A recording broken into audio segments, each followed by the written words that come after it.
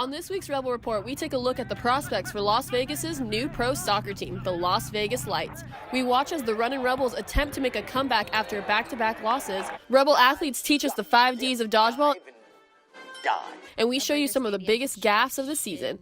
Sorry, you said Rick. Oh, I did? Yeah. The Rebel Report starts now.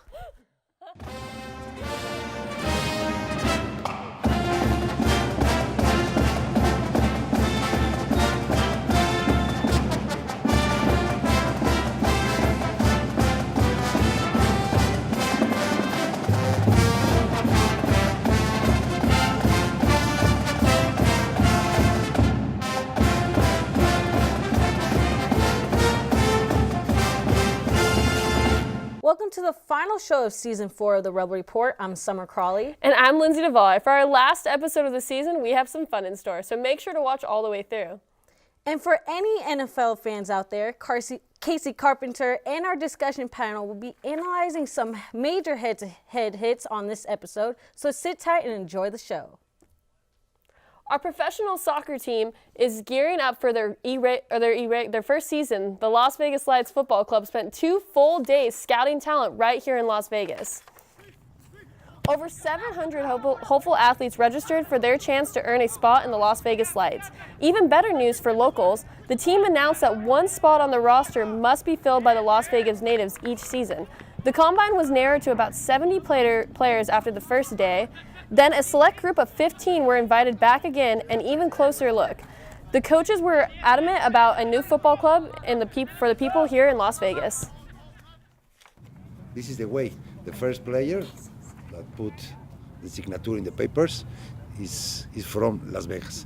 And now I saw many players, but the first is born in Las Vegas. Because the team is in Las Vegas. It's the team for the people. And they have one dream, a big dream. All the people have a dream. I have one dream, that these people is winner and the fans very happy when watch the games. But it's impossible that cumplir los sueños de todos. To achieve, to help everybody, to achieve their dreams. So we're in the way, we're doing our best effort to help all the players. Player signings are expected to begin next week. And now on to basketball. With the National Finals Rodeo taking place at the Thomas & Mack Center, the Running Rebels played 2 games at the NGM Grand Garden Arena, where they took on Oral Roberts and University of Illinois. Our Rebel reporter, Arlinda Gregory, was there to catch the Rebels on the Strip and impress crowds in both games. The Runnin' Rebels got back into the winning column as they defeated Oral Roberts 92-66 on Tuesday, December 5th.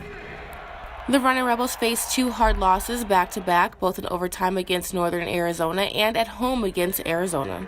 Even though the losses were difficult for the Rebels, that didn't stop them from dominating the court. UNLV junior forward Shakir Justin scored 17 out of 19 points in the first half. Justin went 9 of 12 from the field. Along with Justin, 3 other Rebels had double figures in points.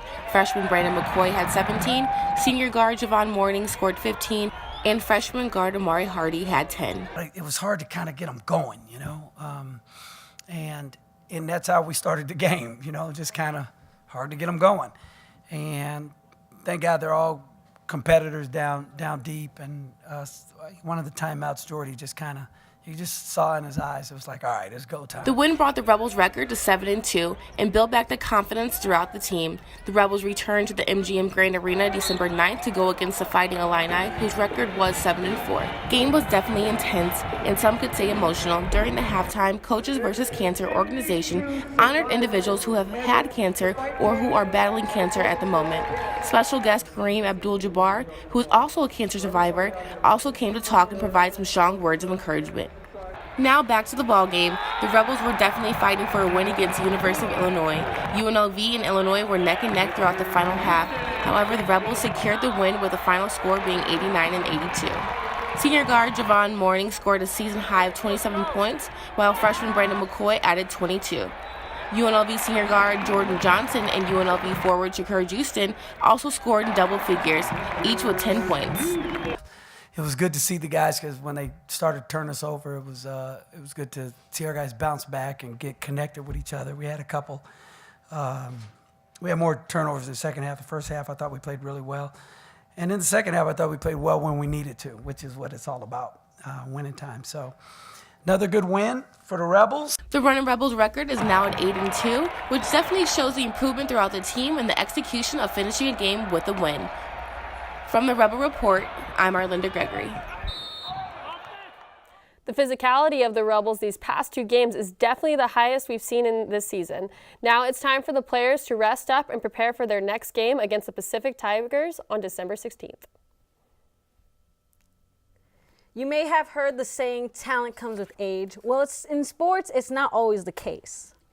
And that's why Ariel Rodriguez is joining us here in studio with a unique story involving a local talent. Hi, Ariel. Hey guys, how you doing? Well, did you guys have career plans for the future when you were only 14? Because today's story features a young athlete who, even though he's not old enough to buy an R-rated ticket for the movies, he's already been offered a full-ride scholarship to play basketball alongside the Running Rebels. You know, at first, not a lot of people thought I was good. I got better, kept working. Unlike any other middle school teenager, Richard Isaac is not concerned about what high school he will go to. Instead, he is training to improve his skills and achieve his future goals. You know, I have to work on becoming a true point guard. You know, it'll happen one day. I work hard enough to do it. Isaac's life changed when he was approached at a basketball practice for Vegas Elite. From that moment on, Isaac's future looked bright. He's a better basketball player than I was. You know, sometimes he doesn't play quite as hard as I want him to, or I did, but he'll pick that up. I got to remember he's 14 years old. That's Isaac's father, a former athlete and coach who has been involved in young Isaac's development since the very beginning. He says that despite what some people have said, he has never pressured his son to make a decision. Life is just not about basketball. You know, I'd like them to learn how to code one day. Just little over a year ago, young Isaac quit football to play basketball instead, and he has decided to finish middle school from home with a homeschool program in order to spend more time at the gym. It's not stressing me out at all. I love basketball. It's fun. You know, I take it as a pleasure. And when you have a certain love for the game, you know, you don't get stressful at all. As far as his future plans after college, definitely the NBA, definitely. The 6-foot-tall athlete is a Lakers fan, and his favorite NBA players are James Harden and Russell Westbrook. And believe it or not, father Richard and son Richard never miss a Running Rebels game. So what do you guys think? Did you guys have it all figured out at the age of 14? You know, at the age of 14, I thought I would be, you know, actress winning a Grammy by now. So yeah, I've got it all good. We're growing great right now. So, I mean, I was just really focusing on going to high school. I think at the age of 14, I was leaving middle school. So it's just nice to have all these opportunities Good for at such a him. young age. Good for him to have it figured out at that age. And I think we'll be hearing lots more on him in our show. Yes. Thank you, Ariel. You're welcome. Thank you. So, did you know that NCAA rules say teams can't comment about a recruit until they sign a letter of intent? And for Richard, that's going to be a long time from now. UNLV Athletics competed in their 5th annual Dodgeball Tournament where they showed off their moves and collected donations for a worthy cause. Michaela Jackson tells us more about what the athletes donated and which team left for the victory.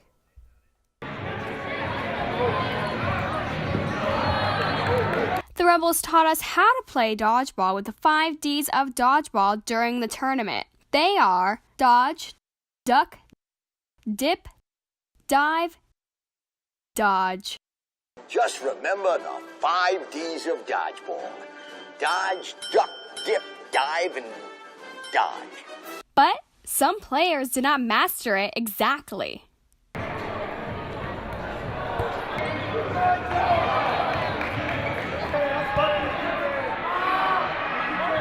You're out, LaFleur! The players weren't competing for $50,000, but they donated canned goods. Lady Rebel Alyssa Anderson has more on the donation. This is the 5th time we put it on, and we do it to raise food for the UNLV food pantry. We collect cans for donations for this, and this is a great event. We had over 200 athletes come out and battle it out in dodgeball, having some fun camaraderie between the sports, and also getting all the sports to get to know each other and mesh over and have a fun time together. Average Joe's planning to play you hate skills that kills the inner city champ for 5 years straight. The Rebels played fast 3-minute games with double elimination. Everyone wanted to leave the courts with a victory, but only one team can leave with that satisfaction. The championship round did not end in a 1-to-1 battle like the ending of the movie Dodgeball, A True Underdog Story. But athletic staff team won the tournament. What a sport! Alyssa Anderson estimated around 400 cans will be donated from UNLV Athletics. For the Rebel Report, I'm Michaela Jackson. You know, we here at the Rebel Report tried to get into the Dodgeball Tournament, but they already had the bracket made, so, I mean, I don't get it. I mean, we could have been the winners for that. I mean, you know, I would have definitely walked on the court going, what can I say? I'm a huge fan. Did you know that you don't actually have to physically go to UNLV game in order to experience it? That's right. Thanks to the live streaming services that the athletic department offers, we can now keep up with your favorite UNLV teams from wherever you are. Lupita Negrete has more. I'm here at Peter Johann Memorial Field, but today I'm not going to be talking about soccer. Instead, I'm going to be talking about what goes on behind the scenes inside this building. When you go to a UNLV athletic event, you probably aren't thinking about what goes on behind the scenes.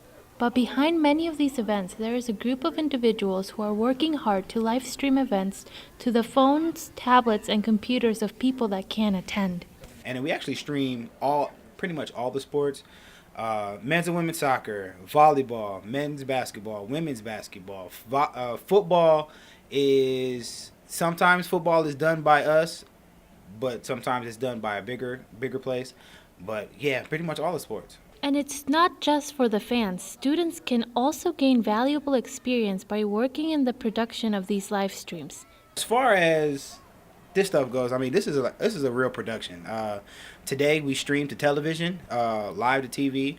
So we have a couple extra things we have out here, like a replay machine and a couple other things that goes directly to the television. And if you're helping out, this is work like ESPN. I mean, we're not on the same level, but I mean, it's still good. It's still good work. Like I really want to stress how this can be such a good platform to jump off into professional sports. Many students have jumped on this opportunity to gain real-world experience. Just ask 19-year-old Jason, who does color commentating for many of the streams. One of the main things I've learned from doing commentary in soccer that I'm going to most definitely bring with me in the future, especially doing UNLV men's and women's basketball, is to not be afraid to have pauses in the game. It's okay to have a pause in the game, have the atmosphere in the crowd be heard by the viewer. That's just the way to get the listeners engaged into the game and hear the excitement so that they get all aspects of a game. So next time you want to watch your favorite UNLV team compete but can't make it to the game, just go on to the UNLV Rebels website and click the link that will take you to the live stream. For the Rebel Report, I'm Lupita Negrete. And if you're a student that wants to get involved with the production of these live streams, then you can contact Justin Guzman through his email at guzmanj@unlv.nevada.edu. Now, have you ever wondered how you can get started with fantasy football? I mean, hey, if you're not sure what fantasy football is all about, Diana Zainadine has a few tips for you. She joins us in studio for more. For those of you who don't know much about fantasy football or are looking for ways to get started, I have a quick introductory video for you. The Fantasy Football World Championships took place at the Palms Casino Resort, and things were done a little differently this year. The Fantasy Football World Championship took place at the Palms Casino Resort. Things were done a little differently this year, in which drafting occurred at fantasy suites, including the Hardwood Suite, One-Story Sky Villa, and the G Suite. This high-stakes league includes competitions in which participants select imaginary teams from among the players in a league and score points according to the actual performance of their players. Reagan Weber, a fantasy football fanatic, shows us how you can get started with fantasy football. You really just have to be a fan of the NFL. And the easiest way is to jump in on ESPN, the app, ESPN Fantasy Football or Yahoo Fantasy Football. And it'll walk you through the draft. And you just need like between 10 to, I think they even have like 20 team leagues. So you just, you draft your players round by round. Some leagues do like the auction style. But either way, all you have to do is just follow the game. And like the big name players are usually the guys to go with. But there's also, the hidden gems for sure. So, doing your homework pays off. In February of 2017, Kimra Schleicher was awarded $150,000 for being the first female world champ. Fueled with persistence, Schleicher recorded the most points in her individual league on her way to a 9-4 regular season record. For more information on fantasy football, be sure to visit www.playffwc.com. Happy drafting! Thanks, Diana. And Lizzie, I know you're a big Raider fan, so do you take part in those activities? No, because I'd rather watch the game and actually support my team, the Raiders, and instead of supporting individual players. Never really understood fantasy football. I got to be real with you on that one. Yeah. Well, now for a discussion on the real version of football, we turn it over to this week's panel.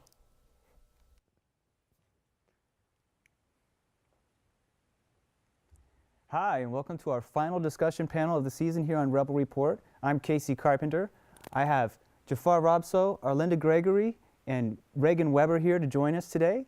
And today we have a special thing going on here with the NFL and all the big hits that are happening. And we have Steelers free safety Mike Mitchell here, not in studio, to see what he says about the penalties and what that's doing to the game. End of the day, this is football. If you want to see flag football, then let's take our pads off. That would make it easier for me, because now I don't got to wear heavy but give us flags for me to pull off, because that way I know what we're playing. I signed up to play full speed contact football, and we're not doing that. I feel like I got to ask a guy, hey, are you ready for me to hit you right now before I hit you? And that's crazy. I'm going to mess around and get hurt trying to protect an offensive player because he's running an over route. Your quarterback shouldn't have threw that ball messed up. That happened 2 years ago. I'm not joking at all. Andy Dalton threw a ball to Tyler Eifert 2 years ago. Tyler Eifert had to dive for it. I was aiming for his gut. But if he don't dive, he don't get in the head. That's 50 grand out of my pocket, though, because Andy throws a bad ball. Make that make sense. So I have to say I agree with Mike Mitchell. Arlinda, what do you think?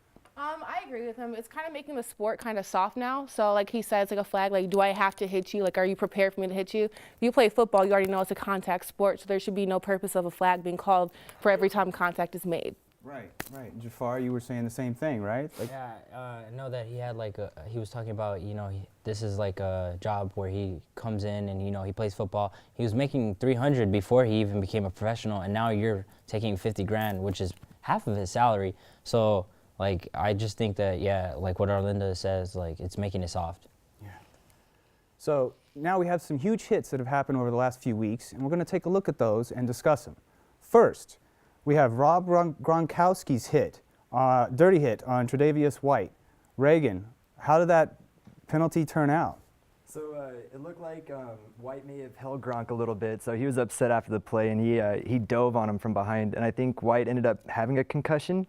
So it's it's really dirty, but I don't know. There was maybe a missed hold call, and these guys are professional competitors, so it doesn't excuse anything. And he missed the game against the Dolphins, and they missed him badly. They didn't even get a first down on a third down opportunity that game, so they missed him, and that hurt the team.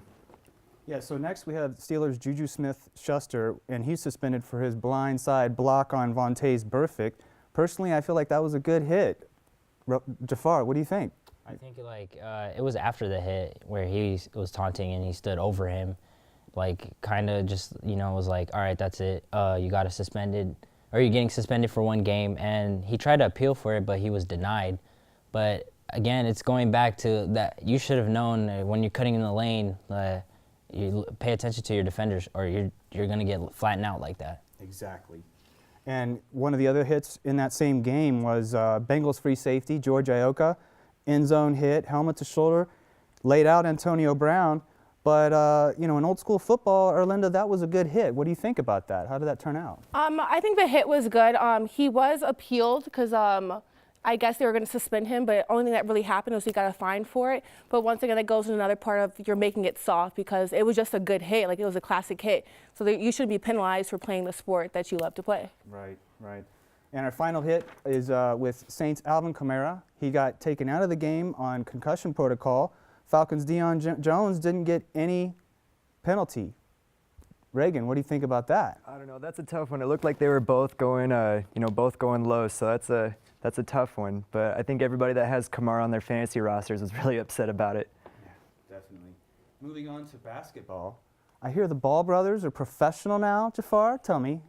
They are professional. They just signed their contract. LiAngelo and LaMelo just signed a contract with an overseas European team in Lithuania. So we're seeing how it is. The only problem I have with that is their salary, which is $500 a month.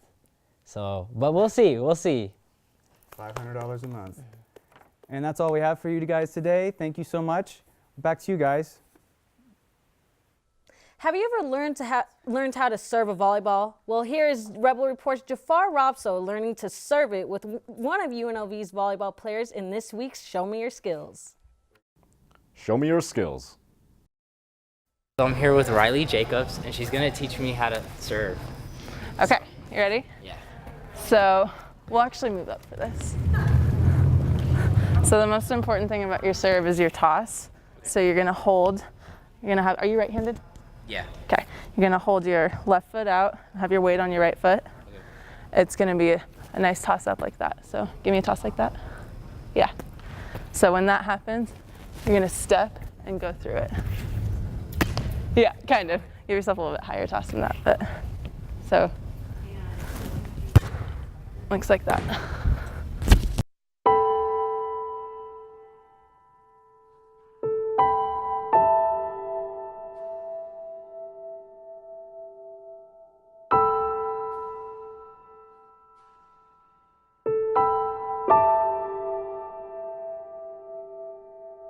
Most important thing is a toss. So left foot forward, weight on your right foot, small toss like that, step through, and keep your palm up. Yeah. It's almost at the step comes before the hit. So it's like here, step, hit. Yeah, just give yourself a higher toss. Contact above your head. Yeah, that's better.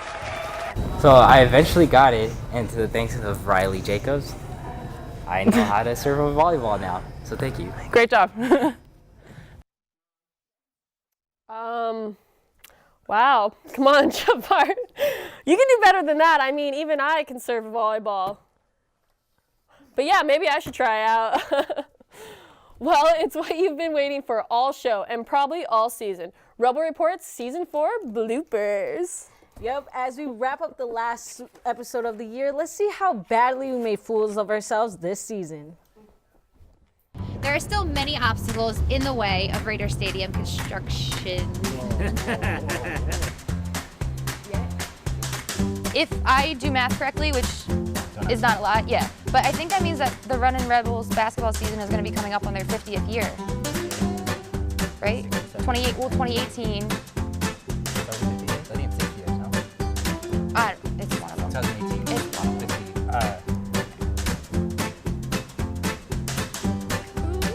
Oh yeah, smile. 3, 2, 1. His name is Rick Raboni, UNLV assistant hockey coach. Wait, sorry, you said Rick. Oh, I did? Yeah. Oh my gosh. You did. That's right. Oh, sorry. You're good. Don't worry about it. You said it right the first time, but you do know his name. I know his name's Nick. I know. Every 9-72 loss against the Minnesota Gophers. The Minnesota Gophers now are 7-0 going into the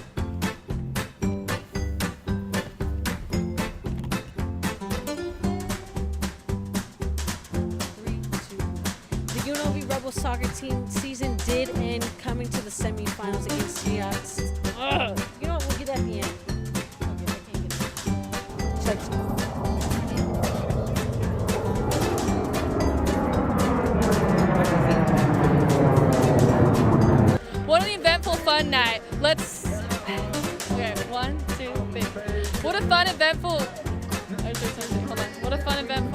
here at Peter Johann Memorial Field where the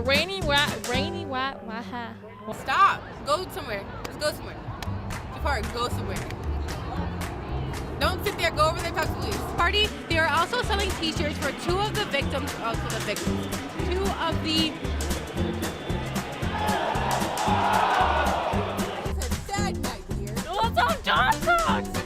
Right? Like, I feel like that's what he was saying. Sad night here.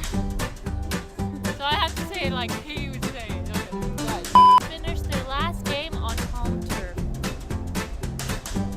They look so boring. Good enough. Make sure when you make it to the league, you follow me on Twitter. Fat Joe is through. Why are you recording? Big plays on the UNLV defense.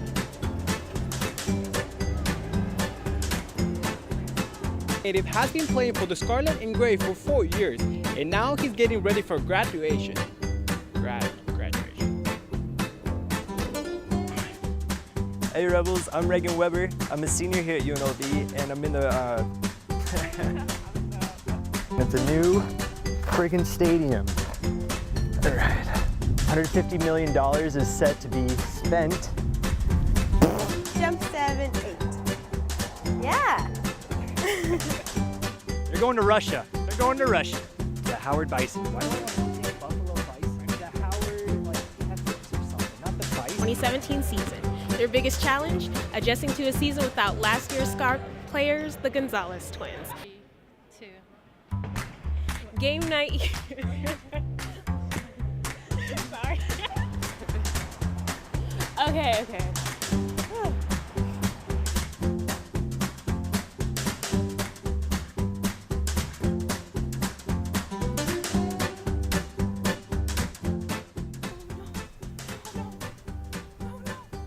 Dance.